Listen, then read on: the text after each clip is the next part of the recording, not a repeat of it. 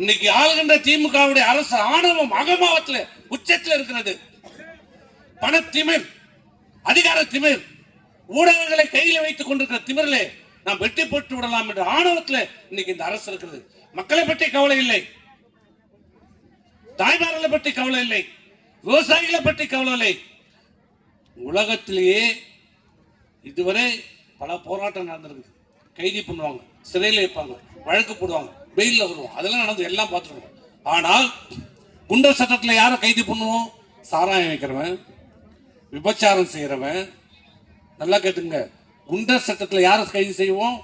சாராயம் வைக்கிறவன், விபச்சாரம் பண்றவன், பெருங்குற்றங்களை செய்யறவங்க, இந்த வெடிகுண்டு, நக்சல், அப்படிப்பட்டவர்கள் தான் குண்டர் சட்டத்தில் கைது செய்யணும். செய்வாங்க. இது வரைக்கும் எல்லா அரசாங்கம் செய்திருக்கிறது, செய்வாங்க.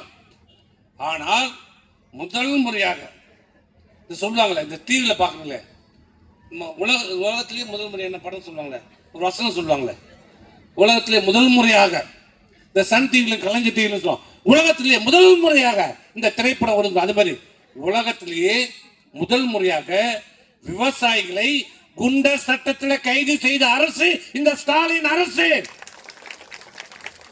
என்னையா பண்ணா?